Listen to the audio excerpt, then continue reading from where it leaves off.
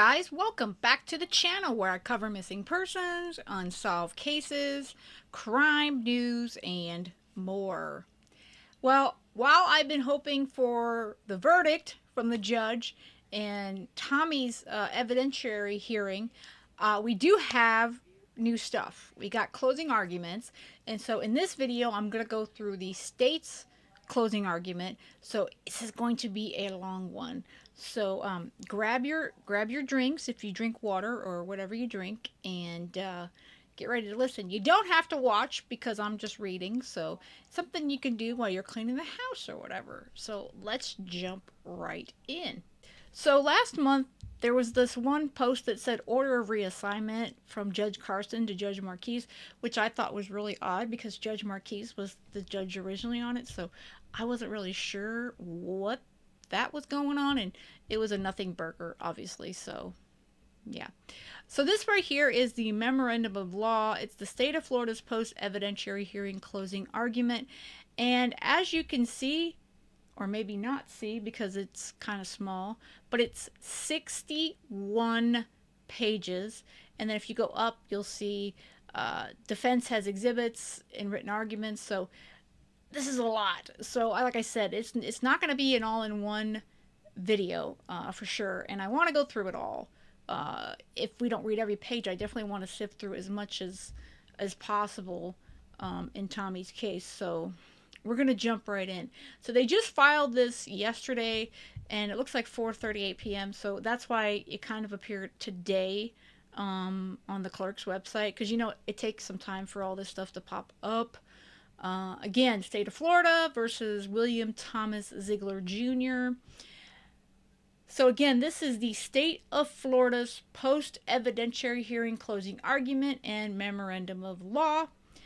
The state of Florida submits its written closing arguments and memorandum following the December 1st through 5th, 2025 evidentiary hearing on William Thomas Zeigler Jr.'s 13th post-conviction motion to set aside convictions based on newly discovered evidence, document 1632, herein MTN. And that is a very long run-on sentence. Just had to state that. The state argues as follows. Relevant background and facts. So if you are newer to this case, these closing arguments are definitely going to be very important. Although I do highly recommend checking out my list, my playlist rather, on Tommy's case for sure. On Christmas Eve in 1975, this is of course the state. Okay, so this is the state's closing. So they're going to automatically say Tommy is guilty because, well, he's been found guilty, but that doesn't mean that he is, you know, obviously. You can make your own decisions from the evidence if you've watched it, listened to it, followed along. On Christmas Eve in 1975, Zeigler murdered 4 people in the Zeigler furniture store located in Winter Garden, Florida. His wife, Eunice Zeigler, his in-laws, Perry Edwards and Virginia Edwards, and a store customer, Charles Mays. Zeigler versus State, 654, Southern 2D, 1162, 1163, Florida, 1995. In a 36-day trial that began on June 10th, 1976, the state presented testimony from 65 witnesses. For a summary of the eyewitness testimony, the state relies on its previous filing. See state's answer to defendant's motion for post-conviction relief, document 1644 at 2-16 here in response. During the trial, the state also provided the following testimony and arguments. And I don't think even the main attorney for the state, the district attorney, assistant district attorney, I don't even think he was born when this happened. I mean, I wasn't born until 78, so, you know, he seems like he's probably at least my age. Actually, he looked younger to me. Relevant testimony about how the victims were killed. Dr. G.V. Ruiz, the medical examiner, concluded that Eunice Zeigler was killed by a single shot to the left occipital region of her head, TT 268. The evidence was inconsistent with Eunice Zeigler being close to the firearm used to shoot her. Compare TT 2179 to 83. And it looks like they're stating record citations will be as follows. 1976 trial transcripts will be cited as TT with the page number. Supreme Court number 84,066 will be cited as 8 PCR and page number. Supreme Court number SC05 1333 will be cited as 9 PCR supplemental page number. Filings in this court will be cited as title, docket number, page number. The evidentiary hearing transcripts for these proceedings will be cited as EH, page number. And if you were to look back at the clerk's website, all of these transcripts are available. And I thought about going through the transcript from this hearing, but I haven't done it yet. But if enough of you want me to, after we go through this, we could definitely do that. So here, with TT 1569 through 71, Herbert McDonald, the bloodstain pattern analysis, the state called at trial, never opined that Eunice Zeigler was shot at close range. Virginia Edwards was shot twice, once in the shoulder, which then passed into her torso, and once in her right index finger, which likely passed through her finger, then entered the parietal region of her head. TT 264 through 65, 271 through 72. Dr. Ruiz opined the shot which entered her head was fatal. TT 265. There was evidence of stippling on Virginia Edwards' right palm. TT 275. Mr. Edwards was shot 5 times, once in both shoulders, once in the ear, and twice through the right side of his temple. TT 266 through 67. The 2 fatal headshots were the only gunshots inflicted at close range. And again, they have more notes here, more footnotes. Let's see. Footnote 2 says gunshot residue testing detected a low level of lead and barium, but no abnormal levels, of antimony on Eunice Zeigler's hands. TT 2179 through 83. These results might be expected if she was around a firearm that discharged a .22 caliber bullets manufactured by Remington Peters, but she was killed by a .38 special bullet. TT 1569 through 71 and 1669 through 70. Footnote 3 says McDonald also noted there were bloodstains present on Eunice Zeigler's clothing, which could not have been deposited when she was shot. Reference to TT 1061 through 70. While he conceded that the bloodstain patterns from her clothing could be consistent with someone being shot near her, McDonald was, quote, far from more confident, unquote. It was from someone dripping blood around her. TT 1070 through 71. So I probably won't read most of those footnotes because we already have like 61 pages to go through. TT 266 and 277 through 78, there were also multiple blunt force injuries to Edwards' skull. TT 275 through 77. Based on the spatter patterns he located near the head of Mr. Edwards, McDonald opined that Mr. Edwards was shot and beaten while his head was on the floor. TT 1076. Some of these spatter stains on the floor could have been deposited when Mr. Edwards was, quote, 2 or 3 feet, unquote, off the ground. TT 1081 through 82. McDonald never opined that the evidence was consistent with Zeigler holding Mr. Edwards in a headlock. Mr. Mays was shot twice. Neither injury was fatal. TT 267, 300, and 323. Mr. Mays died from 8 severe lacerations on his head and several hemorrhaging due to blunt trauma to the left side of his head, which is, in my opinion, very consistent with the defense's story, which is Tommy's story, but we'll get there. TT 267 and 281 through 83 and 293 through 96. McDonald determined that Mr. Mays was beaten while his head was on or near the floor. TT 1077 through 78. McDonald also testified that there was evidence that Mr. Mays' clothing had been manipulated after he died. TT 1047 through 53. During the trial, the state presented evidence that almost all the samples taken from Zeigler's clothing were type A blood. TT 1455 through 64.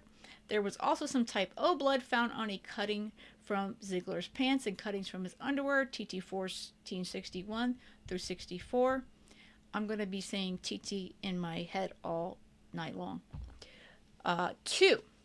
The state's argument at trial. At trial, the state attorney, Robert Egan, focused his argument on eyewitness testimony, TT 2562 through 65. Mr. Egan also argued that Zeigler's testimony contradicted the boot, blood, and ballistic evidence presented at trial, TT 2554 and 255 6 through 58, 2560 through 61. Mr. Egan mentioned how each victim was killed, but he was somewhat vague about the mechanics of their deaths.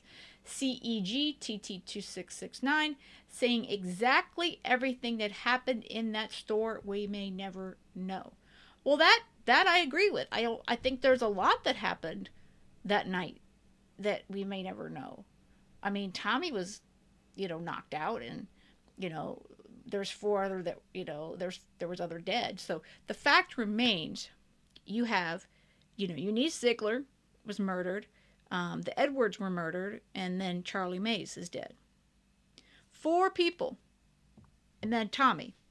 And Tommy, he wasn't conscious the entire time.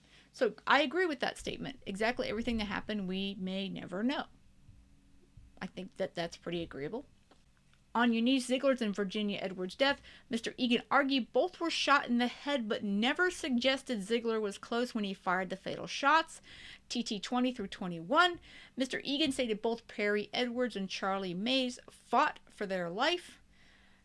I don't know if I agree completely with all that, but TT 20, 261, 71, Mr. Edwards, TT 26, 2669, Mr. Mays. While Mr. Egan was vague about how Zeigler killed Mr. Edwards, he specifically argued that Zeigler used a heavy object to bludgeon Mr. Mays to death, compared TT 261 with TT 2559 through 60. During his cross-examination of Zeigler, Mr. Egan asked, "You can't tell me how you held Mr. Edwards around the neck and clubbed him with your right hand as you held him with your left." TT 2425. The only time the stains on the left side of Zeigler's shirt came up again was when Mr. Egan argued that the blood came from Zeigler holding someone in his arms. TT 2552. Mr. Egan then rhetorically queried who was bleeding type A blood, knowing that the answer included both Mr. Mays and Mr. Edwards. TT 2553. Summary of evidentiary hearing evidence. Zeigler presented evidence related to the DNA testing performed by the Forensic Analytical Crime Lab, say that 10 times fast, FACL, as well as a series of sub-claims entirely unrelated to the DNA testing. 1. DNA testing. Over the course of 3 years, FACL tested 43 items of evidence, including clothing from William Zeigler, Eunice Zeigler, Virginia Edwards, Perry Edwards, and Charlie Mays. A. Testing procedure. FACL received 97 items of evidence, but ended up testing only 43 of them. EH 235 through 36. FACL received most of the items, 77, on December 22nd, 2022, and they received the last batch of items that they tested on July 23rd, 2023. EH 236 through 37. FACL began testing items in February 2023, EH 169. FACL established a protocol where they would test one item, then report the preliminary results to Zeigler's defense team and the state attorney's office during scheduled bi-weekly conferences. EH 169.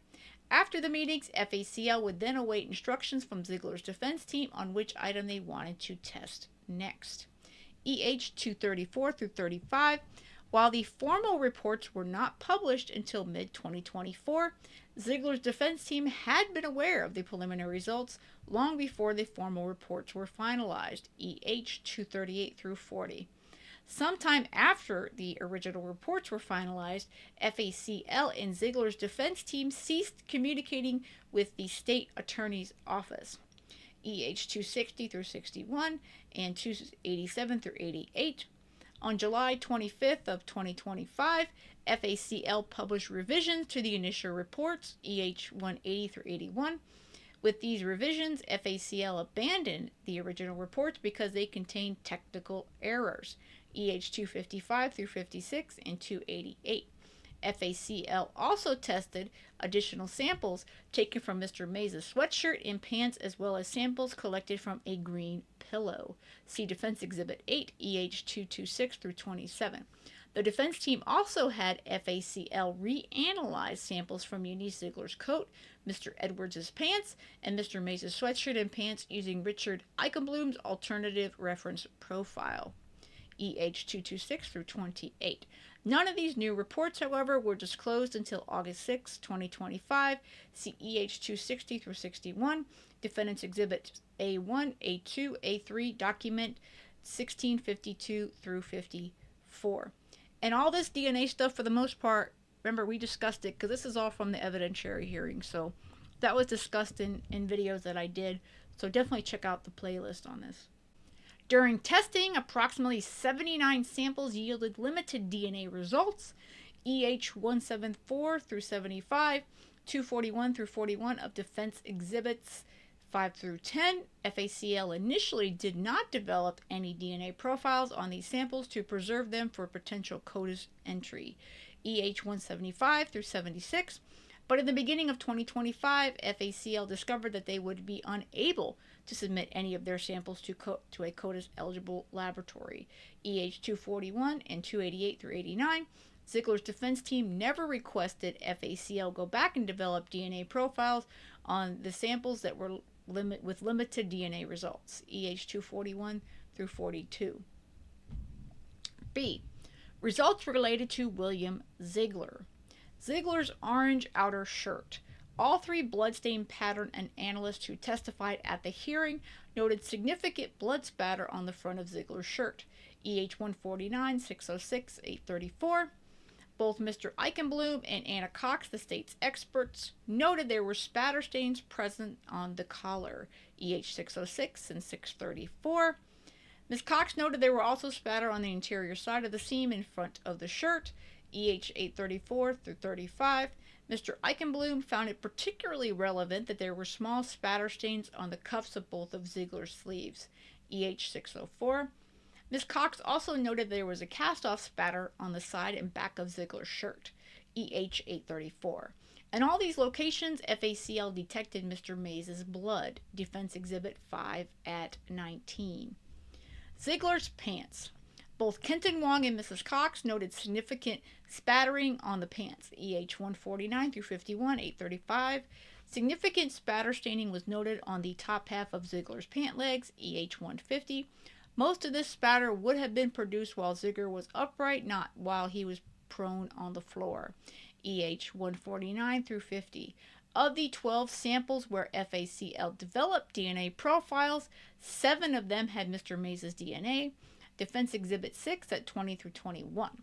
There were also 2 samples collected from the front and back of the right leg of Zeigler's pants, where Zeigler's DNA was detected, EH430 through 31. Zeigler's socks. Blood was detected in 4 of the samples collected from Zeigler's socks, and Mr. Mays' DNA was detected on all of them. Defense Exhibit 6 at 19, 33 through 35. Zeigler's shoes. 2 experts noted blood spatter on both shoes, EH146 through 47, 830 through 31. FACL detected blood in all of the 8 samples it collected from both shoes, but only developed DNA profiles for 3 of the samples. Defense Exhibit 6 at 22. Of those 3 samples, Mr. Edwards' DNA was found in 1 sample taken from the toe box of the left shoe, 34 through 2A, and possibly in the 1 sample taken from black rubber portion of the instep from the right shoe, 34-1D, ID at 41 through 42, EH199 through 205. FACL chose to lift sample 34-2A because 1, it was a larger stain, and 2, it was a representative sample of the surrounding blood spatter stains. EH249 through 50 and 252. Mr. Mays' DNA was also found in all 3 samples. Defense Exhibit 6 at 22, 40 through 42. After FACL completed its testing, there were still multiple spatter stains left on both shoes. EH833 through 34. Both Mr. Wong and Miss Cox compared photographs of these shoe prints left in bloodstains located in the interior of the furniture store on the night of the murder to the soles of the shoes in evidence. When deciding whether any of the shoes could have created the bloodied shoe prints, all other shoes except Zeigler's were excluded. EH 143 through 45 and 837 through 39. C. Results related to Eunice Zeigler. Eunice Zeigler's coat. 2 experts identify the stains on the upper left sleeve as saturated blood droplets, not spatter stains.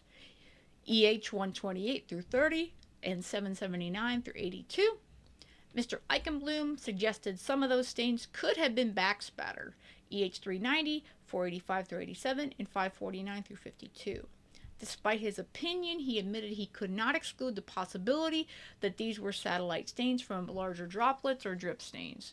EH 553 through 54. In the samples collected from the upper left sleeve of the coat, 89H and 89K, only Perry Edwards' DNA was detected. Defense Exhibit 5 at 16 and 26 through 27. Eichenblum also testified that there were 5 samples from Eunice Zeigler's coat that potentially contained touch DNA from Mr. Mays, which was 89D, 89G, 89N, 89O, 89P, EH 396 through 97. But FACL only found limited support for the proposition that Mr. Mays' DNA could be in 3 of the samples, 89N, 89O, and 89P. Defense Exhibit 5 at 30 through 32. When analyzing the YSTR results, FACL found that Mr. Mays could not be excluded as a contributor in one sample, 89D, and too complex for comparison in another, which was 89G. Defense Exhibit 7 at 1. Eunice Zeigler's pants. 2 experts identified the bloodstains found on Eunice Zeigler's pants as drip stains or droplets, not spatter. EH 134 through 35, 775 through 76, and 785 through 86. Mr. Eichenblum identified several stains on the hem of Eunice Zeigler's pants as potential blood spatter. EH 554. FACL detected Mr. Edwards' DNA in the samples collected from the hem of Ms. Zeigler's pants. Defense Exhibit 5 at 13 and 23 through 24. Eunice Zeigler's blouse. Mr. Wong identified multiple stains on the front of the blouse that might be spatter, but he needed more information before he could differentiate between spatter and transfer. EH 131 through 33. Eichenblum assumed those stains were spatter, but admitted he had only recently formulated that opinion after briefly viewing Miss Cox's photographs. He knew of no other information which supported his conclusion. EH 481 through 82. Ms. Cox performed a microscopic analysis of the stains and noted all of them had characteristics that were inconsistent with spatter stains. EH 783 through 84. Based on her microscopic analysis, she opined that these were likely transfer stains. EH 783 through 85. FACL detected blood in all 7 samples collected from Eunice Zeigler's blouse, but they did not process them further. Defense Exhibit 6 at 13. Eunice Zeigler's shoes. Mr. Wong noted there could be spatter stains on Eunice Zeigler's shoes, but he needed more information about the scene before making that assessment. EH 135 through 36. While Mr. Eichenblum found it unlikely that the stains were produced from a gunshot wound, he still assumed the stains were spatter. EH 555. Ms. Cox explained the scene-specific variables made it more likely that they were actually drip stains. EH 789. Mr. Edwards' DNA was detected in 2 of the samples. Defense Exhibit 5 at 37. Mr. Edwards' DNA was detected in the only stain found on Eunice Zeigler's socks, ID at 38. Mr. Eichenblum assumed this stain could have been deposited while Eunice Zeigler's shoe fell off, but could point to no other evidence suggested Ms. Zeigler's shoe was removed then replaced. EH 390 through 91 and 592 through 93. Ms. Cox found that there were 3 alternative explanations for the stain and found no evidence that the shoes had been manipulated. EH 786 through 88. Well, I think that that's not necessarily true, but this is the state's closing. D. Results related to Virginia Edwards. Virginia Edwards' coat. None of the experts noted any blood spatter on Virginia Edwards' coat. EH 124 through 25, 530 through 31, and 763 through 67. One sample taken from the interior hem of the coat had Virginia Edwards' blood, and there was a possibility that Felton Thomas's DNA was detected in the sample as well, with a likelihood ratio of 6, EH 267. And that was always interesting too to hear. Of all the samples FACL collected, this was the only one which might have contained Felton Thomas's DNA, EH268. Still very interesting, isn't it? The YSTR testing of that same sample, however, yielded additional alleles that were inconsistent with Felton Thomas's DNA profile, making it unlikely that Felton Thomas was the actual contributor, EH608. Virginia Edwards' shoes and shirt and pants. None of the experts noticed any blood spatter on Virginia Edwards' shirt or pants. EH 125 through 27, 530 through 31, and 764. Both the shirt and pants were processed, but there was limited or no DNA found. Defense Exhibit 6 at 10 and 12. E. Results related to Perry Edwards. Perry Edwards' clothing. For all the samples collected from Mr. Edwards' clothing, either his DNA was detected or there was no or limited DNA found. Defense Exhibit 6 at 15 through 18 and 29 through 32. Perry Edwards' fingernails. FACL took swabs from both fingernail clippings but only detected a limited amount of DNA. Defense Exhibit 6 and 13. FACL also fully digested all the clippings to detect human DNA, but only Mr. Edwards' DNA was detected. ID at 13 and 29, EH286. Green pillow. Law enforcement located the green pillow in the northwest corner of the store. It was not near any of the victims' bodies. EH 845, 876 through 78. FACL took 9 samples from a green pillow and detected Mr. Edwards' DNA in all of them. EH 226. Defense Exhibit 10 at 12. Mr. Eichenblum suggested that the stains on the pillow were drip stains with some possible spatter from a gunshot wound. EH 414 through 17. Ms. Cox explained, however, that the scene-specific variables make it more likely that the stains were drip stains, with the smaller stains being satellite stains from the larger drip stains, EH 794 through 95. You know, when they talk about spatter or drips and stuff like that, even though I'm learning more and more about this as we do these cases, like Tommy's case, it's still a little confusing, you know, and it's hard to know. You think you know what a spatter is, but obviously it's not necessarily as clear as you would think. F. Results related to Charlie Mays. Charlie Mays' sweatshirt. Spatter stains were noted in several locations on the sweatshirt, but despite 2 rounds of testing being performed, only Mr. Mays' blood was detected. EH 136 through 38, Defense Exhibit 6 at 44 through 45, Defense Exhibit 8 at 8 through 9. There was not even a trace of the other victim's DNA found on the sweatshirt. EH 224 and 602. Charlie Mays' pants. None of the experts found any spatter stains on Mr. Mays' pants. EH 138 through 39, 558, 817 through 18. See also Defense Exhibit 19 at 122. Mr. Edwards' DNA was detected only in the samples collected from the lower half of Mr. Mays' pants. EH 224 through 25, 817 through 18, Defense Exhibit 19 at 34. Neither Virginia Edwards nor Eunice Zeigler's DNA was detected on Mr. Mays' pants. EH 224. There was evidence that someone manipulated the pocket area around Mr. Mays' pants. Staining on Mr. Mays' underwear and pants indicated his pants were removed after blood saturated through both garments. EH 822 through 23 and 825 through 26. While Mr. Mays' pants were found unzipped, there were no blood stains in the fly area. EH 826 through 28. There was also red-brown staining consistent with blood on the interior portion of the fly piece. EH 828.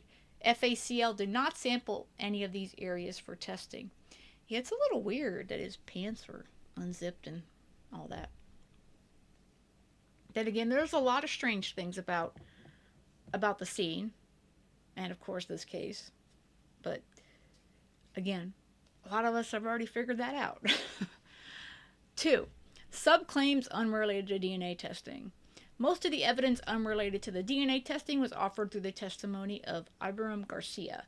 Zeigler also presented deposition testimony from John Jellison and Felton Thomas. 8. Ibrahim Garcia.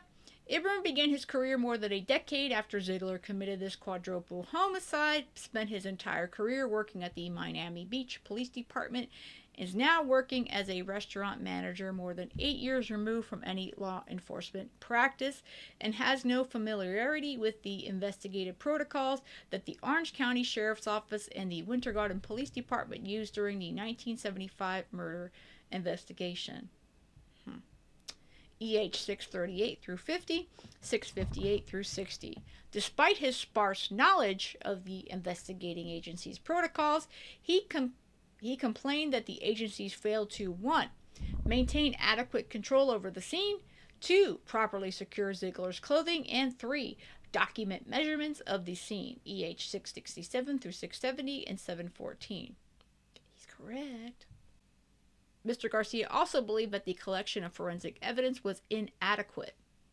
The only examples he cited were concerns about swabs collected from a blood-covered phone and a supposed failure to collect a cutout of the bloodstains upholstery in Curtis Dunaway's vehicle.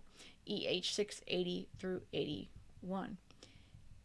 You know, you have to look back again at they're going to obviously criticize all the defense's evidence and witnesses because, well, that's what they have. That's what the state does. But it's to me, it's funny because, like he doesn't have any idea the way things should have been done because he's 8 years separated from being in law enforcement.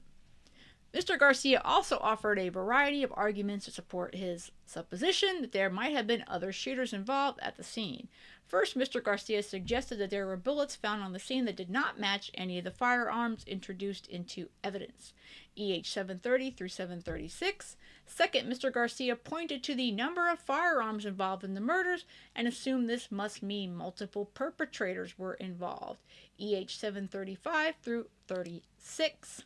Third, Mr. Garcia also opined, despite lacking qualifications in ballistics, biomechanics, and pathology, that it would have been unlikely that a right-hand dominant person would use his own firearm to shoot himself in the manner he did.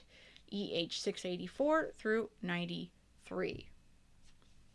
Finally, Mr. Garcia provided a sweeping opinion that both the Orange County Sheriff's Office and the Winter Garden Police Department engaged in improper tactics with witnesses, but his only support for that conclusion was the phone conversation between John Jellison and Jack Bachman, an investigator for the state attorney's office. EH 681 through 83, 723 through 24, 727 through 28. According to Mr. Garcia's reading of the phone conversation, the state attorney's investigator tried to coerce Mr. Jellison into changing his testimony by coaching him on the state's theory of the case and trying to bribe him into changing his story by offering a free trip back to Florida. EH 725 through 26. Well, he did. B. John Jellison.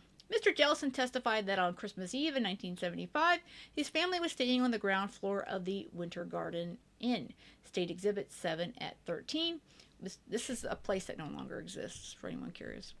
At around 9 p.m., Mr. Jellison reported seeing what he believed to be a law enforcement officer leaning over the hood of his vehicle with his arms extended, ID at 13 through 15. He could recall no details which supported his assumption that either the person or vehicle he saw was associated with law enforcement. ID 13 through 15, 18 through 21, 23, and 60. Mr. Jellison denied ever seeing multiple vehicles arrive in the parking lot. ID at 60. Mr. Jellison was convinced that he saw a firearm in the individual's hands, but could not recall any details to support that conviction. ID at 38. After seeing this person, Mr. Jellison retreated into his hotel room. ID at 29. 20 to 30 minutes later, he heard a loud, sharp sound which he took to be gunshots. He had no idea where the sounds came from. ID at 26, then 37 through 38. Mr. Jellison assumed they were shots from a handgun, even though he had only ever heard rifles and shotguns discharged in a rural setting while he was hunting. ID at 26 through 27. Mr. Jellison claimed he heard the loud sounds more than once, but he could not hazard a guess on the number of sounds. ID at 28. Mr. Jellison explained that he has told this story many times over the years because it lives on in family lore. ID at 44 through 45. Mr. Jellison also admitted that he has done his own research before being deposed and supplemented his memory of the events by watching an episode of Unsolved Mysteries at 42 through 43. Mr. Jellison also volunteered that he took Mr. Bachman's statement about getting a free trip to Florida as a joke. ID at 31 and 33 through 34. Well, we could only hope it was a joke, right? Mr. Jellison denied ever feeling like anyone at the state attorney's office was threatening him, coaching him, or trying to get him to change his story. ID at 30 through 33. He says that he thought it was a joke because really, would you think that they were going to try to get you to lie? But we heard the call in the courtroom during the evidentiary hearing, and it didn't sound like a joke to me, but that's my opinion. C. Felton Thomas. Despite being 80 years old and relying solely on his memory from 50 years ago, Mr. Thomas managed to narrate the details of what happened the night of the murders in a manner largely consistent with his trial testimony. State Exhibit 6 at 19 through 29, 31 through 48, 68, and 83. Thomas explained that he only knew Zeigler's name through Mr. Mays, but he was confident that the person he saw on Christmas Eve was the same man he identified in court as William Zeigler. ID at 23 through 25, 63, and 75 through 76. Mr. Thomas testified that Zeigler took himself and Mr. Mays to an orange grove to test fire Zeigler's firearms. ID at 29. Mr. Mays fired one of the firearms, but Mr. Thomas denied that he fired one. ID at 29. Mr. Thomas also recounted that beginning in 2011, private investigators started harassing him with repeated phone calls and on multiple occasions tried to conduct in-person interviews. ID at 52 through 55. These investigators repeatedly accused Mr. Thomas of lying to them about what he remembered. ID at 53. In 2013, Mr. Thomas agreed to meet investigators and an individual purporting to be Zeigler's daughter. ID at 55 through 56. During the interview, Zeigler's daughter showed Mr. Thomas a photograph of a white man who was not Zeigler while declaring that this man right here did it. ID at 56 and 97. She proceeded to lay out a comprehensive theory about why the man in the photograph was involved in the murders. ID at 56. Mr. Thomas also noted the investigators made numerous, barely veiled threats during the interview. ID at 57 through 58. Based on all these circumstances, Mr. Thomas believed the investigators were trying to coerce him into saying someone other than Zeigler must have committed the murders. ID at 58 to 59. Because of the ongoing threats and intimidation that he had been subjected to over the years, Mr. Thomas explained that he has been constantly worried about his safety and the safety of those who live with him. ID at 96. Relevant legal standards. Once a jury's guilty verdict is affirmed on appeal, that verdict is presumed correct. Solano v. State, 32 Southern 3D, 648, 650, Florida 1st DCA, 2010. A defendant seeking to overturn his conviction bears the burden of proving error. The state does not have any burden. Jones v. State, 709 Southern 2D, 512, 521, Florida 1998. To obtain a new trial based on newly discovered evidence, a defendant must establish two things. 1. The evidence was unknown at the time of the trial, and the evidence could not have been discovered by the use of diligence. And 2. the newly discovered evidence would probably produce an acquittal on retrial. See Hurst versus State, 18 Southern 3D, 975 and 992. Florida 2009, citing Jones, 709 Southern 2D at 521. With the first prong of the Jones test, a claim must be filed within 1 year of the date upon which the claim became discoverable through due diligence. Dameron v. State, 397 Southern 3D, 607, 612, Florida 2023. Quoting James v. State, 323 Southern 3D, 158, 160, Florida 2021. And Jimenez v. State, 997 Southern 2D, 1056, 1064. Florida 2008, emphasis added. It is the defendant's burden to prove that he exercised due diligence in discovering viable claims. See Bell v. State, 415 Southern 3D, 85 and 99, Florida 2025. Finding no error in the trial court's ruling that the defendant failed to prove he exercised due diligence. As to the second prong of the Jones test, a defendant satisfies his burden of showing there is a probability of acquittal on retrial only if the evidence he presents weakens the case against the defendant so as to give rise to a reasonable doubt as to his culpability. Jones v. State, 709 Southern 2D at 526. Quoting Jones v. State, 678 Southern 2D, 309, 315, Florida 1996. If the newly discovered evidence does not call the defendant's culpability into doubt, then it is irrelevant whether the evidence presented during the evidentiary hearing contradicts arguments the state made at trial. See Bogle v. State, 213 Southern 3D, 883 and 850, Florida 2017. Holding that a defendant was not entitled to a new trial, even though the state argued at trial that the victim scratched the defendant during the criminal episode, but newly discovered DNA evidence established that the defendant did not donate any DNA to the samples taken from the victim's fingernails. Instead, courts must weigh all the admissible newly discovered evidence against the evidence which was introduced at the trial. Jones v. State, 591 Southern 2D, 911 and 916, Florida 1991.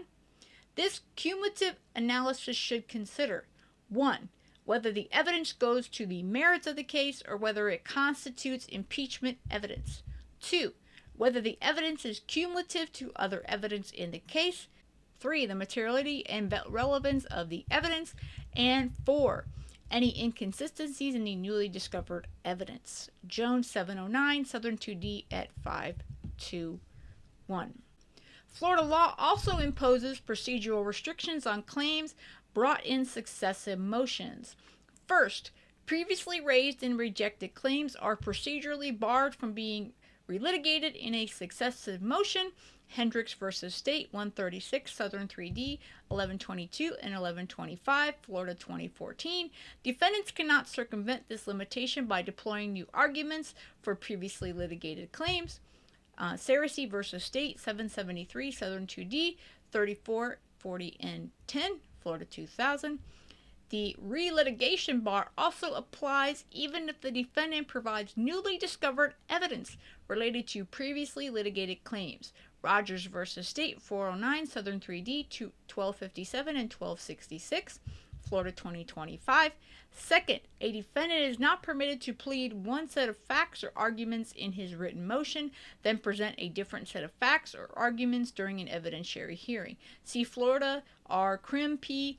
3.851E 1D and Dorbel v. State, 983 Southern 2D, 464 and 484, Florida 2008. You know, I have a question for anyone who is listening who knows. Would any of these current case, like the more current cases, you know, they're citing all the current cases, especially stuff from last year. Would that really count though? In his case, would everything count up until his evidentiary hearing? That's my question, because being at this, you know, this happened, you know, so long ago, it makes you wonder, is this really, are these new cases that, you know, made these new rules, would they count? Makes you wonder. Argument. Claim 1, newly discovered evidence. None of the evidence Zeigler presented during the evidentiary hearing created any reasonable probability that he would be acquitted if he were tried again. If anything, the new DNA evidence makes the state's case for Zeigler's guilt much stronger now than it was in 1976. I disagree with that. A. The DNA evidence does not give rise to a reasonable doubt as to Zeigler's culpability. Zeigler's arguments about the DNA evidence are untimely and procedurally barred attempts to relitigate previously adjudicated claims. On the merits of his claims, Zeigler offers little to support his assumptions that the victim's blood should be spattered all over the assailant's clothing. The DNA evidence also makes it inescapably clear that Zeigler savagely beat Mr. Mays to death. The DNA evidence also establishes that Zeigler murdered Mr. Edwards because Edwards' DNA was found on Zeigler's shoe. Furthermore, none of the DNA evidence implicates Mr. Mays, Mr. Thomas, or Edward Williams in the murders. Timeliness. For a claim to be timely, it is the defendant's burden to show that he filed his motion within 1 year, the claim becoming discoverable, not when the defendant discovered his claims. Dilbeck v. State, 304, Southern 3D, 286, 288, Florida 2020, holding that the 1 year deadline begins when the facts on which the claim is predicated could have been discovered by the exercise of due diligence. For Zeigler's DNA claims, the timeliness clock should start on July 23, 2023, when FACL received the last item that they tested. At that point, Zeigler could have discovered his claims with due diligence. His motion should have been filed no later than July 24 of 2024. Zeigler's operative motion, filed on March 21, 2025, came 9 months too late. Well, here's the question, though. Does this clock really count for a case from 1976? I mean, again, the state is referencing a case from 2020. I mean, that's my, how much of this timeliness and this clock, does it matter to these older cases that we're trying to use this new technology with DNA and genetics? I mean, does it really matter? Zeigler filed his motion 2 years after FACL received the first items for testing. He cannot control the pace of testing, received preliminary results as early as the first couple of months in 2023, procrastinate for almost a year after the formal reports were published in 2024, then assert the publishing of the formal report should be considered the timeliness trigger date. His untimely delay is a far cry from the appropriate exercise of due diligence the Jones test requires. Again, I ask, does the Jones test, is this case allowed to use the Jones test? Yeah. Procedural issues. The Florida Supreme Court has repeatedly told Zeigler that, even assuming the DNA evidence would be as favorable as Zeigler asserted it would be, the additional DNA evidence could not justify a new trial. Let me say something. Tommy is not in good health, and this is why everyone, all his supporters, including myself, we've been hoping and praying that the decision would come out as soon as possible. He doesn't want a new trial. I mean, I guess he does, but he wants, things to be thrown out. He wants doubt to be of his guilt, at least, and the fact that there was so much corruption, from the time he was arrested, all this, and the judge with the jury. Again, there's just so much more, to it than just a new trial, at least in my opinion anyway. See Zeigler v. State, number SC16 through 1498, 2017 WL 1422666 at 1 through 2, Florida, April 21st, 2017. Zeigler v. State, 116 Southern 3D 255, 259 through 60, Florida, 2013. Zeigler v. State, 967 Southern 2D 125 and 131, Florida, 2007. Zeigler v. State, 654 Southern 2D 1162, 1164, Florida, 1995. That this court permitted additional testing based on a private joint agreement between the parties does not mean Zeigler can now efface the Florida Supreme Court's assessments of his previous assertions. See Zeigler 967, Southern 2D at 130, holding that the DNA test results did not warrant vacating Zeigler's conviction. See also Zeigler 116, Southern 3D at 258, Florida 2013, finding his DNA claims are barred by collateral estoppel. Since the Florida Supreme Court presumed Zeigler's previous assertions about what the DNA evidence would show were true, Zeigler cannot now claim his arguments, which are premised on DNA results that fall short of even what he promised last time, are exempted from all procedural bars. See Cole v. State 392, Southern 3D, 1054 and 1062, Florida 2024, noting that newly discovered evidence cannot be used to make new arguments on previously raised issues. Barwick v. State 361, Southern 3D, 785, 793, Florida 2023, holding that newly discovered evidence cannot be used to relitigate an issue that had been raised twice before. So, my question is that, so if someone is innocent, okay, of a crime, and they've been on death row, like Tommy, for, since 1970, well, really 1977, but basically most of the rest of his entire life until now, he's still there. And there's evidence now with current technology that proves this person's innocence. So this shouldn't be okay with, state attorney's office in Florida or any other state. If there's someone that's in prison for life or on death row, if they find out all these years later that, damn, we are so wrong, we were so incredibly wrong. So just because they have gone to trial to fight this from the get-go, and that there's plenty of questions as to the guilt and a lot of other problems along the way. So the state attorney's office is okay with just saying, "Oh, well, you've already used up your options, so you're just going to have to deal with it." I don't know. These are just questions that I think about as I read the state's closing. For his DNA claims, Zeigler presents numerous facts and arguments that he never pled in his written motion. First, Zeigler never argued in his written motion that the blood spatter on his pants demonstrates he was beaten after he was shot. Second, testimony from FACL's DNA analyst establishes that Zeigler's entire presentation rests on materials not pled in his written motion. Ms. Hardy Connell testified that the initial reports she published in March and May of 2024 should be disregarded because they contain numerous errors and are not operative versions of her reports, EA 255 through 56 and 288. Since all these updated reports were not filed until August 6 of 2025, every single DNA report upon which Zeigler's claims were premised was not included within his written motion. Thus, Zeigler's entire presentation is barred because it was premised on unpled facts.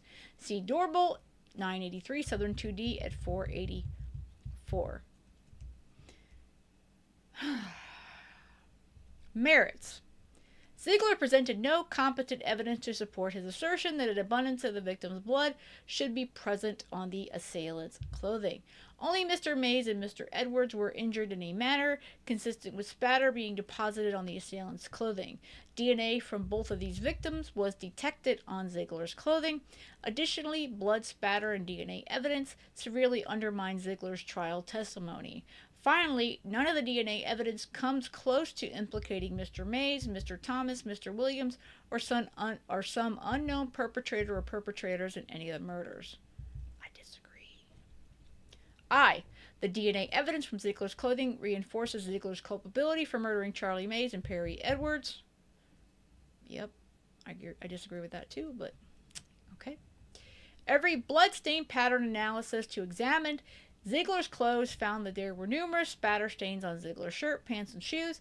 Based on the results from Zeigler's clothing, Zeigler's own blood stain pattern, and analysts had to concede that the blood spatter on Zeigler's clothing was consistent with Zeigler being involved in the shooting and beating of Mr. Mays. EH 604 through 607. During the first evidentiary hearing on DNA evidence back in 2004, Zeigler's blood stain pattern analyst Stuart James also had to concede that the blood spatter evidence was consistent with Zeigler beating Mr. Mays.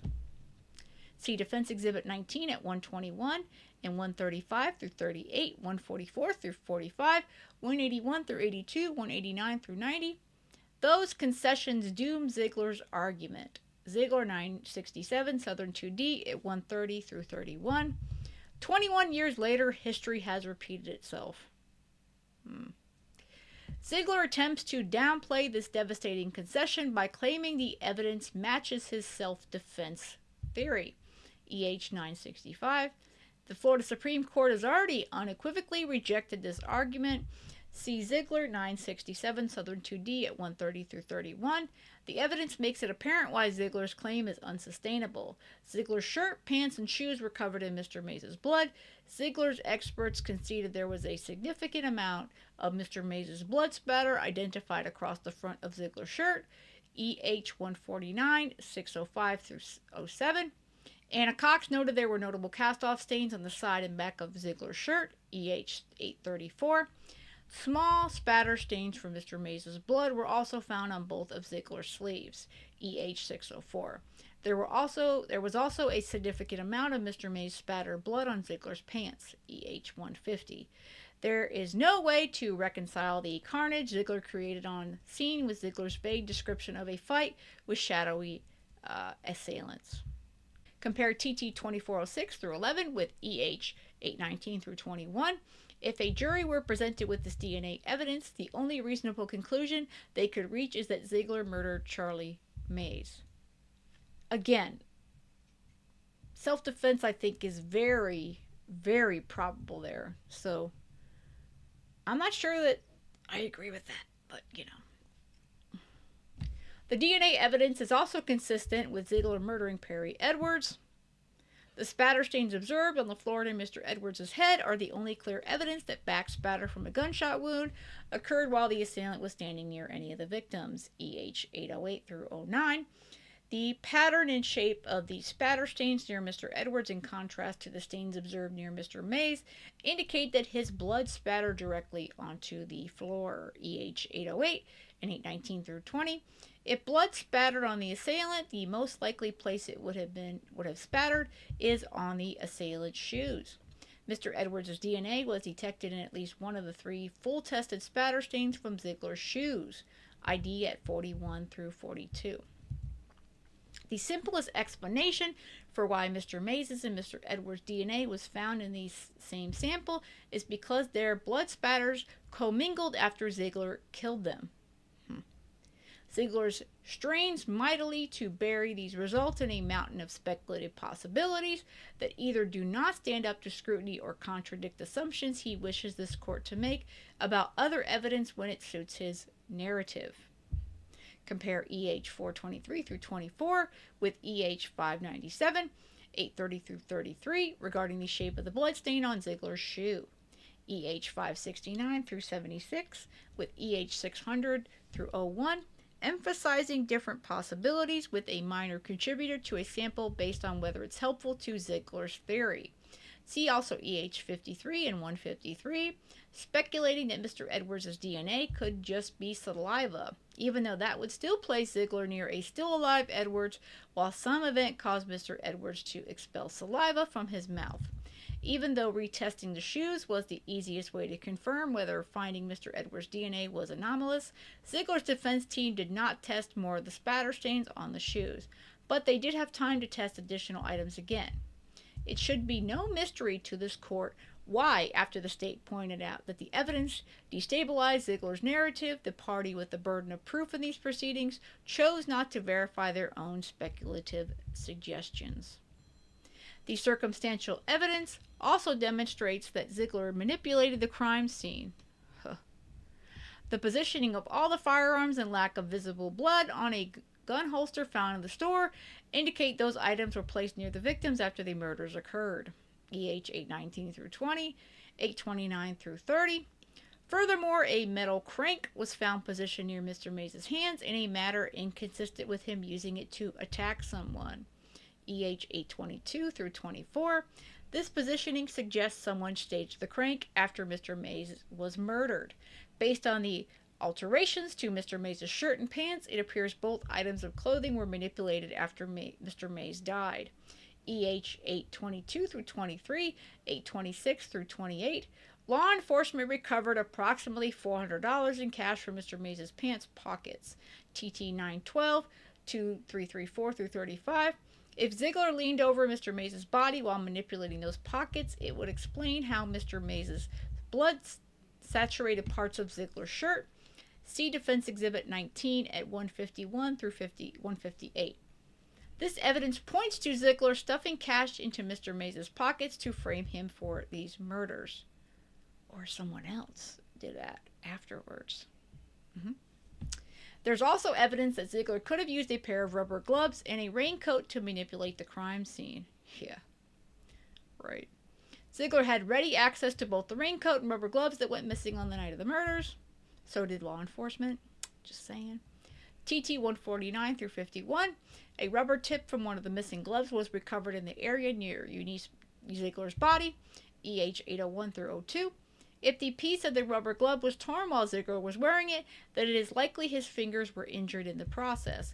When Zeigler was being treated in the hospital, he complained of pain in his index fingers, and an x-ray of his right finger revealed a contusion. TT 447 through 48. While this evidence is admittedly circumstantial, none of the evidence presented during these proceedings points to anyone else using these items.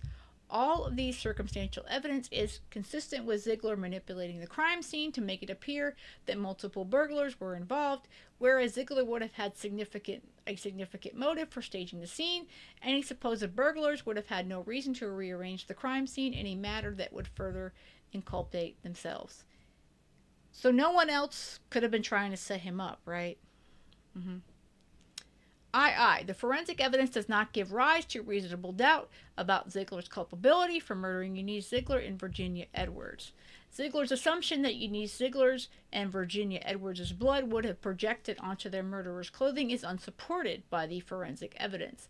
Zeigler asserts there must have been significant backspatter produced because both victims were shot at close range. See MTN at 3 through 4, 10, and 12 through 13. Zeigler offered no evidence to support this assertion. Eunice Zeigler was not shot at close range. Her hair was not singed.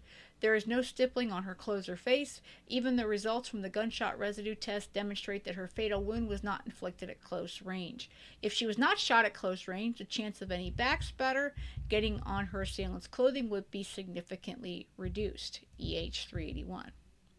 The only evidence Zeigler could muster to support his supposition that Eunice Zeigler's injury produced backspatter was some rather large spatter stains found on the doorframe of the northwest door of the break room where Eunice Zeigler's body was found. EH 27, 383 through 85, and 957. Even if these stains were backspatter, the location of Eunice Zeigler's body makes it highly unlikely that the blood on the doorframe was produced when she was shot. Eunice Zeigler fell to the ground immediately after being shot, and her body did not move after she fell. EH 771 through 72, 780 through 82. Yeah. I can't wait to read the defense. I can't wait to read them. I really can't. Eunice Zeigler's body was found supine with her feet pointed toward the doorframe where the spatter was found. EH 769. For backspatter to be deposited on the doorframe when she was shot in the back of her head, her back must have been facing the door. After she was shot, her body would have then had to rotate 180 degrees before it could have landed in the position which it was found. EH 777 through 78. Even putting aside those nearly impossible biometric mechanics, her hair and the doorframe would have acted as shielding factors, significantly diminishing the likelihood that any backspatter could have been projected onto her killer. EH 769 through 70. Evidence of blood spatter on the doorframe, therefore, does not support Zeigler's assumption that Eunice Zeigler's blood should be on her assailant's clothing. Likewise, Ziegler's assumption that Virginia Edwards' blood should have been spattered onto her assailant's clothing is unsupported by the forensic evidence. While there is evidence of stippling on Virginia Edwards' hands, the mechanics of the injury do not suggest the close-range gunshot produced substantial backspatter. For a single gunshot wound to injure both Virginia Edwards' finger and her head while producing stippling only on her hand must have been in front of her head immediately before the bullet entered her left pericardial region. In that case, her hair, hand, and arm would have lessened the possibility that backspatter would have projected onto an assailant. EH 528 through 29 and 769 through 70.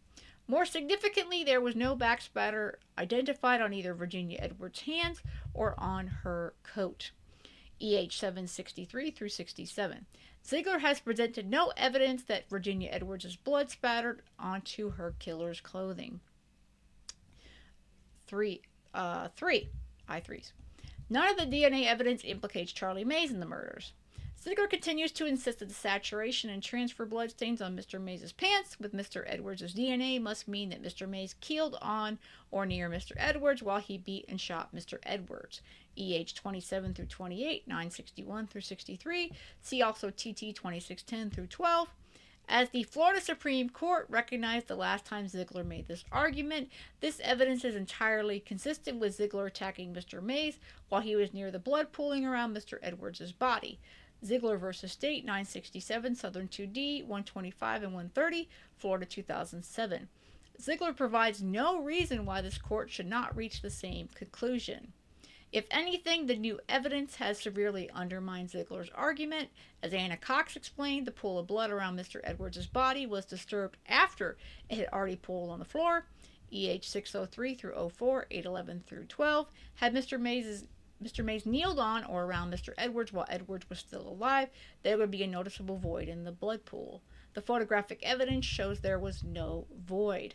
Additionally, if it were true that Mr. Mays kneeled on or near Mr. Edwards while Mr. Mays was beating or shooting Mr. Edwards, then one would expect a significant amount of Mr. Edwards' blood to spatter onto Mr. Mays' clothing. EH 602 through 03. Once again, Mr. Edwards' DNA is only found on the lower portion of Mr. Mays' pants. EH 602. Therefore, none of the new DNA testing contradicts the Florida Supreme Court's previous conclusion. Similarly, no evidence links Mr. Mays to the murder of Virginia Edwards or Eunice Zeigler. Zeigler assumed that there should be backspatter from both victims present on the clothing of their assailant. EH 26 through 27 and 957. Yet no DNA from either victim was present anywhere on Mr. Mays' clothing. EH 224. According to the logic of his own theory, the absence of their DNA on Mr. Mays' clothing means that Mr. Mays could not have killed Virginia Edwards or Eunice Zeigler. Zeigler's assertion that Mr. Mays intentionally touched Eunice Zeigler's coat rests on multiple tenuous assumptions and does little to implicate Mr. Mays in her murder. Anna Cox noted that the scene-specific variables make it apparent that Eunice Zeigler's body was not moved after she fell to the ground. EH 771 through 72, 780 through 82. Zeigler was unable to refute these specific findings. Instead, Zeigler relies on Mr. Eichenblum's assertion that there are 5 areas with DNA that might be attributable to Mr. Mays, EH 396 through 97. To believe Mr. Eichenblum's finding is significant, this court must first make the following assumptions. 1. The DNA from these samples was in fact from Mr. Mays, and even though the likelihood ratios for inclusion were so low that they were mere double digits away from being classified as uninformative. 2. These results could not be explained by any other sequence of events where Mr. Mays or someone contaminated by Mr. Mays' DNA inadvertently came into contact with Eunice Zeigler's coat while on the scene. Or 3, these results were not a product of post-incident contamination, even though the coat was collected decades before DNA was ever used in criminal cases, despite the fact that FACL in 2024, with all the most sophisticated safeguards against contamination, actually contaminated the coat. EH 273 through 74. Mr. Eichenblum admitted it was possible that inadvertent contact or contamination could explain the results. EH 560 through 66. The fact that Mr. Eichenblum tried to stretch the number of samples with possible touch DNA to 5 is not a persuasive reason for this court to discount that possibility. The remaining testimony that Zeigler presented for his supposition that Mr. Mays manipulated Eunice Zeigler's clothing is equally unsupported by the evidence. Mr. Eichenblum speculated that Eunice Zeigler's coat must have been buttoned up after she was shot because there were what he assumed to be backspatter stains on Eunice Zeigler's yellow blouse. EH 481 through 82. Ms. Cox, however, performed a microscopic assessment of the stains on Eunice Zeigler's blouse and noted that the characteristics were not consistent with how backspatter stains typically appear on the fibers of garments. EH 783 through 84. Mr. Eichenblum also speculated that someone could have manipulated Eunice Zeigler's shoes, but he could only point to a single bloodstain on her socks to support this claim. EH 592 through 593. Mr. Mays' DNA was not detected on Eunice Zeigler's shoes, Defense Exhibit 5 at 3738. Thus, Zeigler has no evidence to support any interference that it was Mr. Mays who manipulated Eunice Zeigler's shoes. Zeigler has also failed to explain when or why Eunice's shoes came off of her feet. Even if this court were to accept Zeigler's assumption that Mr. Mays touched Eunice Zeigler's clothing, this court would have to make even more assumptions before this finding became significant. First, the court would have to assume Mr. Mays touched Eunice Zeigler's clothing, intending to manipulate it. Why? What possible purpose could Mr. Mays have for manipulating her clothing? Second, Zeigler has never explained how Mr. Mays manipulated Eunice Zeigler's clothing implicates Mr. Mays in her murder. The evidence simply does not support Zeigler's reckless leaps of logic. See order denying motion for DNA testing, Doc 1457 and 18, noting that Zeigler failed to demonstrate how the identity of who touched Eunice Zeigler's coat would lead to his exoneration. Zeigler's entire argument about potential touch DNA on Eunice's clothing is at best a red herring. 4. None of the DNA evidence implicates any other suspects in the murders.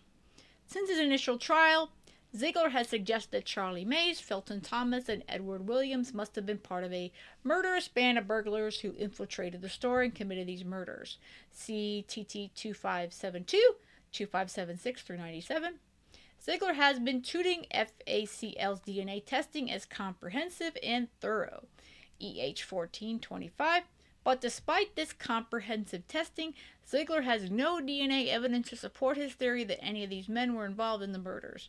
As explained above, the new DNA evidence conclusively eliminates Mr. Mays as a suspect. I don't agree with that, but okay. Edward Williams' DNA was not found in a single sample FACL collected. Likewise, Felton Thomas's DNA was not detected in any of FACL samples, save maybe one. For that one sample, Zeigler's own expert admitted that the DNA was most likely not Mr. Thomas's, EH 608. Even if it was Mr. Thomas's DNA, post-incident contamination is the most plausible explanation. Zeigler also presented no credible evidence that any unknown person was involved in these murders. All these speculative arguments advanced by Mr. Garcia about unknown individuals participating in the murders have already been rejected by a jury. Compare TT 2622, 25, 2627, and 2639 through 40. Moreover, Garcia's opinion about the possibility of multiple perpetrators being involved are premised on misreadings of the trial record. See Suprema 18 and at 9 through 11. Despite decades of litigation, Zeigler simply has no credible evidence to support his assertion that other people must have been involved in these murders. Zeigler's failure to establish an unknown perpetrator's involvement makes the shoe print evidence from bloodstains on the floor more compelling. Compare EH 143 through 45, 839 through 39, with TT 923 through 30, 972 through 74. Zeigler's pointed out that any shoe with a similar pattern could make the impressions observed on the scene, EH 867 through 68. That excuse might have carried some weight in 1976, but the DNA evidence does not support his contention that there were multiple unknown perpetrators involved. Therefore, it is far more likely now that Zeigler, not someone who happened to have the same shoe pattern, deposited those bloodied shoe prints at the scene. Zeigler also argued that the DNA evidence established that some unknown person must have beat Zeigler after he was shot because 2 spots on his pants have Zeigler's spattered blood. EH 959. Even assuming that the only plausible explanation for the spatter is a violent altercation, this argument contradicts the testimony Zeigler gave at trial. Zeigler claimed that he was attacked, bounced around the store, then shot. TT 2403 through 11. According to Zeigler, immediately after he was shot, he just hit the floor. TT 2411. If Zeigler were to argue he was beaten after he was shot at a new trial, then it would only give the jury more reason to disbelieve Zeigler's testimony. Even without the DNA evidence, Zeigler's story about a burglary gone wrong defies common sense. Zeigler claims he heard someone declare, "Mays has been hit, kill him," TT 2411. Zeigler's counsel suggested Mr. Mays' companions killed him because he was a liability, TT 34. Makes sense. To believe Zeigler's yarn, one would have to accept that a murderous band of burglars managed to accomplish an implausible series of events by 1. Somehow breaking into or otherwise concealing themselves in the store undetected. 2. Stealing 8 firearms, all coincidentally owned by Zeigler. 3. Getting into a life and death struggle with Zeigler, who just happened to arrive at the store a mere minutes before the first 3 murders were committed. 4. Shooting Zeigler in the torso while managing to avoid seriously injuring him. And 5. Beating one of their compatriots to death, presumably because they forgot about that firearm they had just used to shoot Zeigler. Moreover, the burglars took great pains to eliminate all potential witnesses by either shooting or beating each victim in the head, but when these vicious killers passed by an unconscious Zeigler, a witness who would have been a major liability, they collectively decided to spare him, hoping the little bump on his head and flesh wound in his torso would be significant to keep him quiet. TT 2430. The jury did not accept Zeigler's far-fetched tale back in 1976. He has given this court no reason to believe that any of the DNA evidence would convince a jury to accept his fable now. I think there's enough reasonable evidence now. I do. B. Florida no longer employs a heightened burden in circumstantial cases. Zeigler has asserted he was convicted on a circumstantial evidence. Zeigler has asserted he was convicted on circumstantial evidence. Motion at 40 through 41, EH 9 and 999. Since Florida law no longer employs a different standard for evaluating circumstantial evidence, his characterization bears no legal significance. See response at 56 through 57, citing Bush v. State, 295, Southern 3D, 179, Florida 2020. C. The evidence presented on Zeigler's other sub-claims does nothing to call his culpability into doubt. Zeigler presented a variety of sub-claims that are unrelated to the DNA evidence. Zeigler re-argues the following facts presented at trial. 1. Mr. Mays parked his vehicle in an odd location. Motion at 21, EH 961. 2. There were issues with how law enforcement conducted their investigation. Motion at 29 through 32, EH 16 through 17 and 965. And 3. It would have been difficult for Zeigler to shoot himself with his own firearm, EH 960. Zeigler also suggested this court should consider remarks made by a juror 2 weeks after the guilty verdict was rendered, EH 968 and 970 through 71. Finally, Zeigler argued that additional testimony recently provided by John Jellison and Felton Thomas would influence whether a jury finds Zeigler guilty again, EH 965 through 67. All of these sub-claims are procedurally barred because 1. They were already considered by the jury during the original trial and therefore do not qualify as newly discovered evidence. 2. They are repackaged appellate arguments that courts have already rejected. Or 3. They are new sub-claims that Zeigler did not plead in his written motion. The sub-claims also do nothing to call the jury's original guilty verdict into question. Zeigler's sub-claims about John Jellison and Felton Thomas completely misrepresent their testimony. Moreover, because the DNA evidence has subverted Zeigler's central canard that Charles Mays, Felton Thomas, and Edward Williams were involved in the murders, Zeigler's subclaims carry far less weight than they did in 1976. Procedural issues.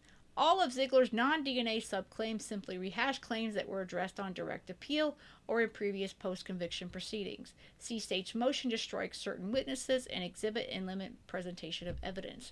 Doc 1668 at 2 through 5.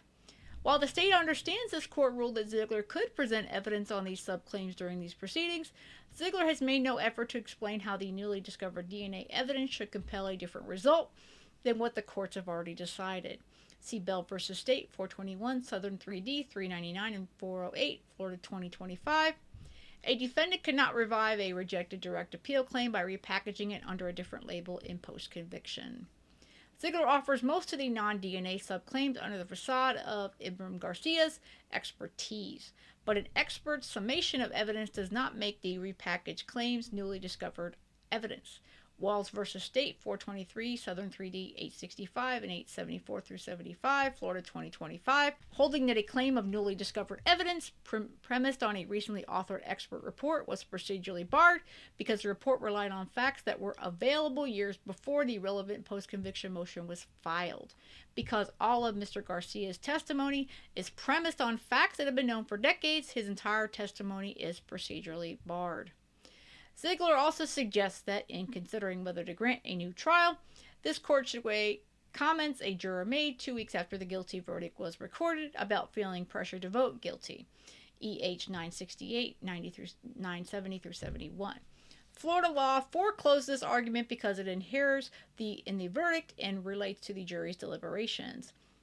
And that lists state statute 90.607(2)b. Florida statute, jurors are not competent to testify about matters which inhere in the verdict.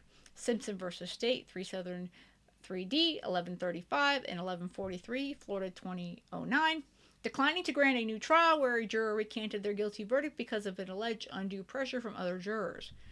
Mitchell v. State, 529 Southern 2D, 179, 181, Florida 1988, declining to even consider a juror's testimony given a week after the verdict was recorded, where the juror swore that she was pressured by other jurors to return a guilty verdict, and other jurors had required the defendant to prove his innocence.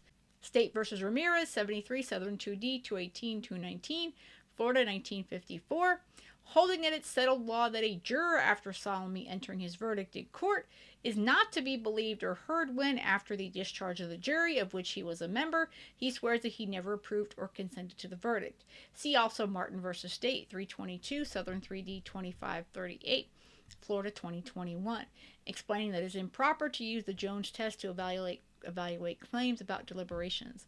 But it wasn't the other jurors, it was a judge. Merits.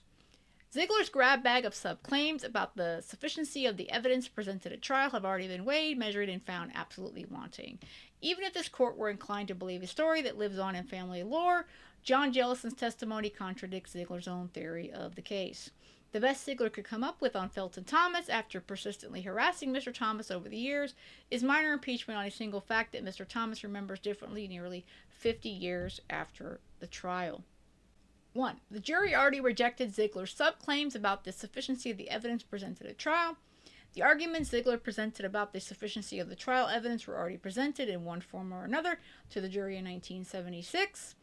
I'm not going to read all those. That's all from TTs, it looks like. Since the jury found Zeigler guilty, this court can conclude these arguments were already rejected. Now that Zeigler's comprehensive DNA testing has failed to generate any persuasive evidence to pin these murders on Mr. Mays, Mr. Thomas, or Mr. Williams, a new jury would find the arguments Zeigler advanced at trial even less compelling. Mr. Garcia's testimony would likely not be admissible at a new trial because he's unqualified to render an opinion about the relevant agency's protocols and practices during the applicable investigatory period. Bain v. Columbia County, 180 Southern 3D, 1127, 1133, Florida 1st DCA 2015. Noting that under Daubert, it is appropriate for a trial court to conclude testimony that does not rest on a reliable foundation and is not relevant to the task at hand. See also United States v. Rodella, 2014, WL 6634310 at 20 through 22. DNM 2014, I think that's New Mexico. Finding an expert who had decades of law enforcement experience in 2 agencies within New Mexico, that was correct, was not permitted to offer expert opinions on the acceptability of nationwide police practices. Even if Mr. Garcia's opinions were admissible, a jury would likely disregard them because He, much like Mr. Eichenblum, formed his opinion before he did his homework. Zeigler's subclaim about Zeigler shooting himself misconstrues what was presented at trial.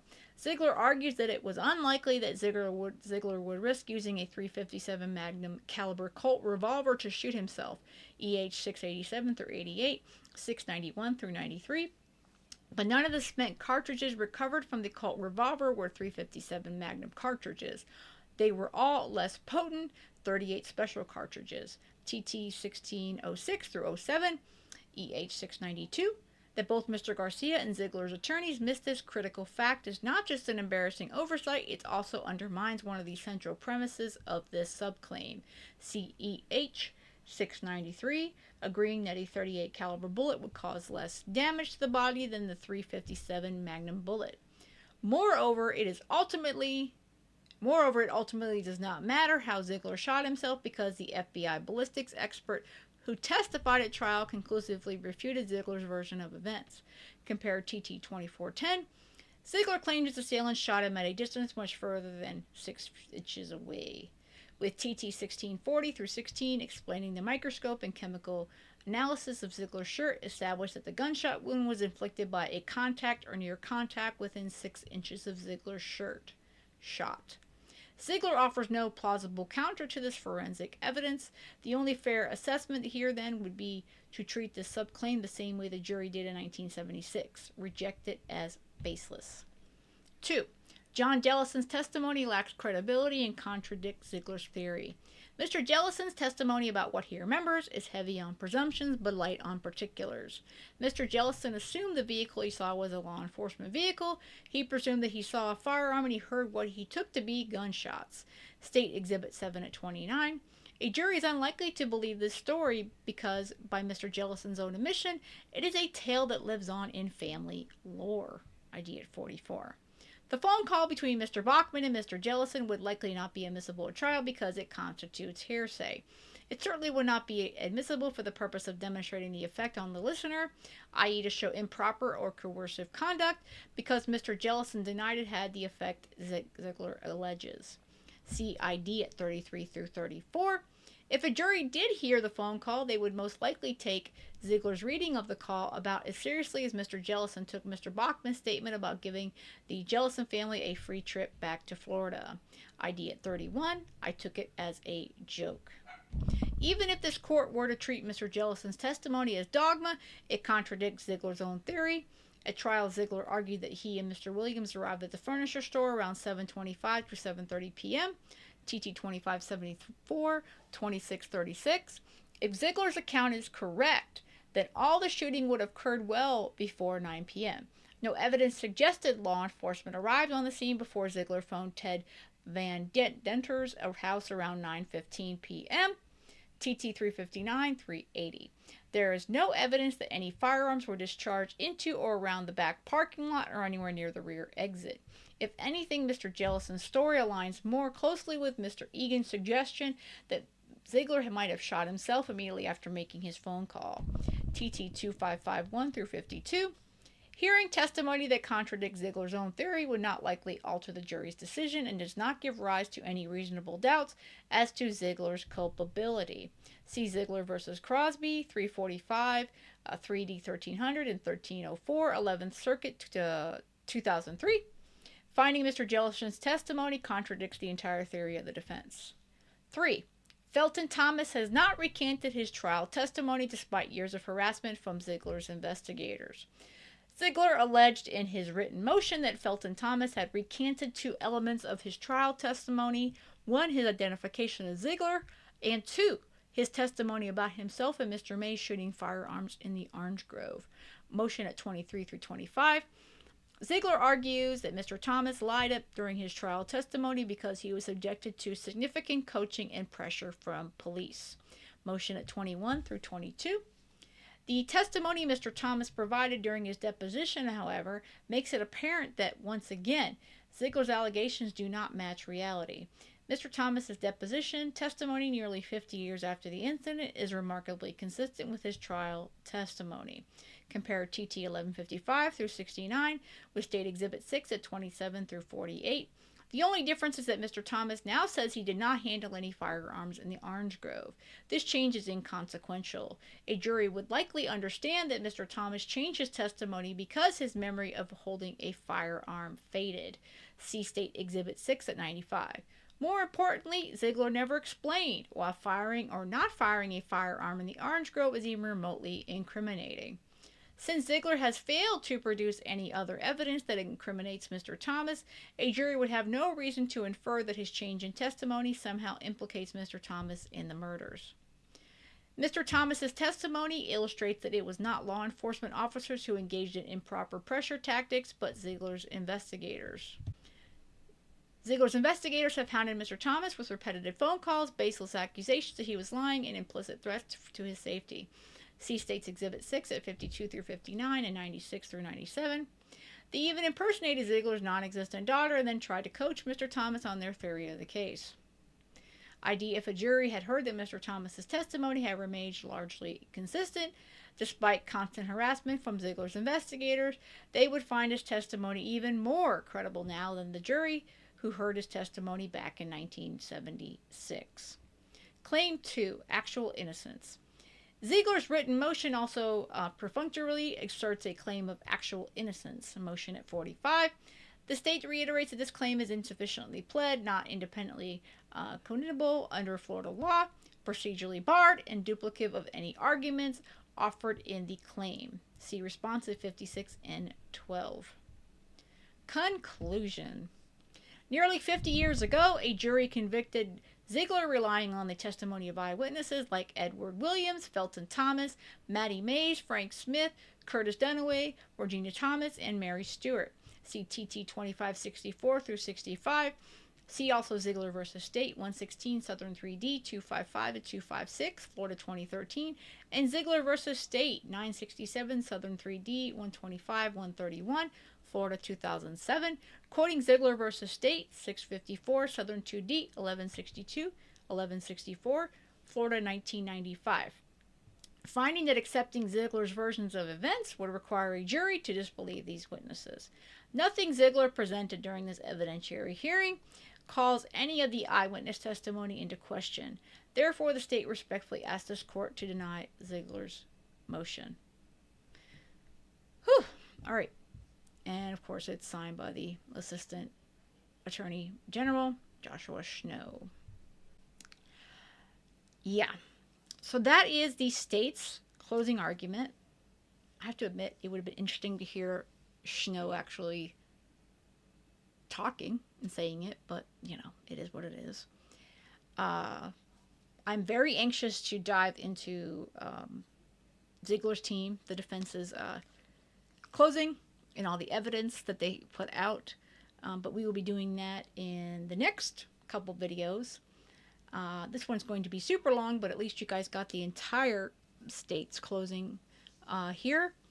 As always, feel free to tell me your thoughts and opinions on it. Again, I do recommend you check out my playlist for Tommy's case. I will link to it in the information of the video. And hopefully we'll have a decision soon. But with that said, I hope you have a great rest of the day. And most of all, stay safe.